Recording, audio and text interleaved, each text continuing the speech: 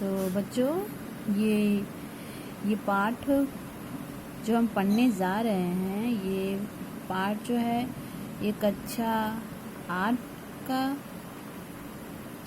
पाठ है। तो यहाँ पे आप देख सकते हैं इस पाठ का जो नाम है वो है सूक्ष्म जीवों का सामान्य परिचय एवं वर्गीकरण। तो जाहिर सी बात है कि इस पाठ से ही आप अवगत हो जाते हैं कि हम इसमें क्या पढ़ेंगे।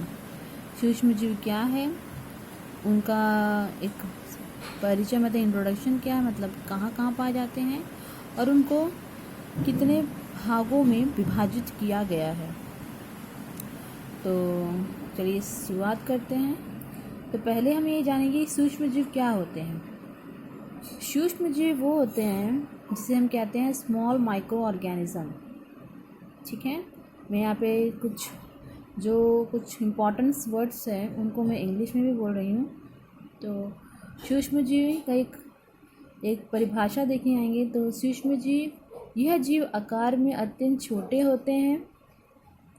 इन्हें सूक्ष्मदर्शी की सहायता से देखा जा सकता है। ठीक है, मतलब ये बहुत छोटे होते हैं, इनको हम जो है नग्न आँखों से नहीं देख सकते और इनको देखने के लिए हम एक यंत्र का इस्तेमाल करते हैं जिसे कहते हैं सूक्ष्मदर्शी। ठीक है, तो अब जैसे कि अगर हमें देखना है कि सूक्ष्म जीव होते कैसे हैं, या फिर आपको अब सूक्ष्मदर्शी को देखने के लिए हमें प्रयोगशाला में जाना पड़ेगा, वहाँ पर जो है कुछ प्रयोग करना पड़ेगा।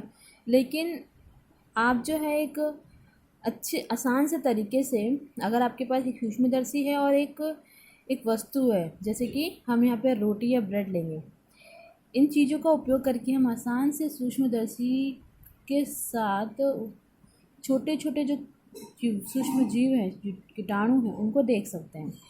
तो कैसे, जैसे हम एक लेंगे रोटी या ब्रेड का टुकड़ा लेंगे, जैसे यहाँ पे दिया गया है कि हमें रोटी या ब्रेड का टुकड़ा लीजिए। ठीक है, अब उस पर हम क्या करते हैं, कुछ पानी का छिड़काव और इसे भिगो देते हैं।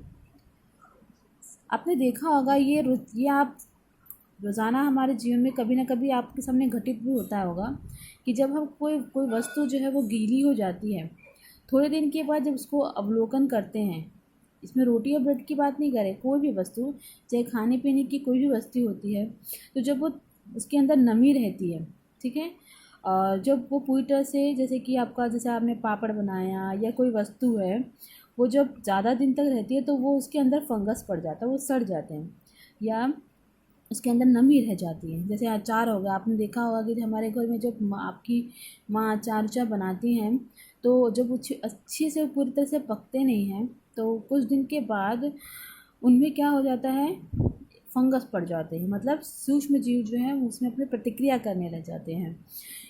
ठीक है, तो हम एक रोटी, और तो आइए हम वापस कंटिन्यू उस पर आते हैं कि हम कैसे सूक्ष्मदर्शी को देखेंगे।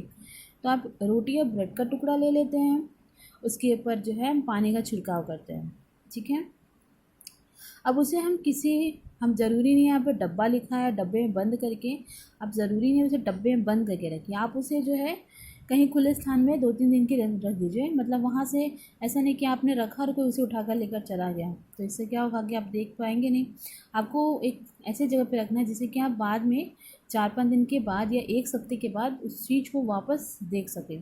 तो आप जब 1 वीक के बाद या 1 हफ्ते बाद जब उसका दोबारा से अवलोकन करते हैं, तो आप पाएंगे कि उसके ऊपर जो है कुछ हरे हरे धब्बे, काले काले धब्बे आ जाते हैं।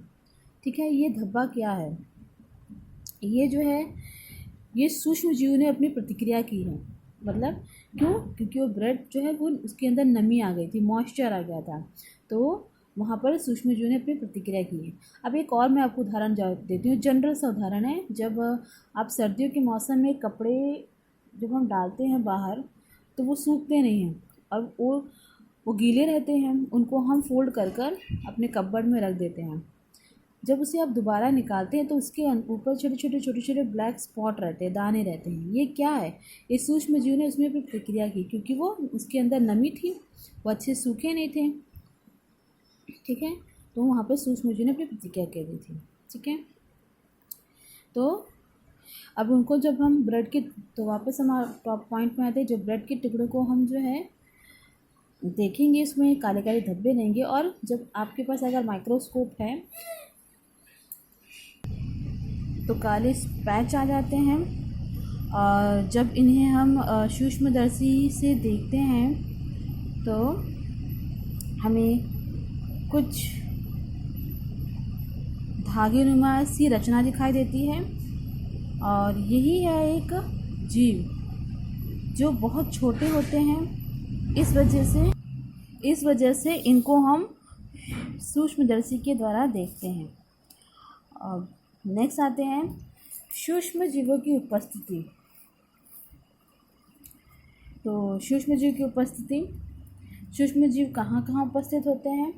ऐसे देखा जाए तो सूक्ष्म जीव जो है, हम अभी यहाँ बैठे हुए हैं तो हमारे आसपास भी सूक्ष्म जीव होंगे, मतलब हमारे चारों तरफ सूक्ष्म जीव मौजूद रहते हैं। और ये इतने छोटे होते हैं, जैसे मैंने पहले कहा कि इतने छोटे होते हैं जिनको हम अपने नग्न आँखों से नहीं देख सकते। ठीक है, तो आज का जो टॉपिक है यहीं पर हम समाप्त करते हैं। और आपको ये वीडियो अगर पसंद आए तो इसे लाइक और सब्सक्राइब जरूर करिएगा, और नीचे कमेंट बॉक्स में ज़रूर अपना कमेंट लिखिएगा।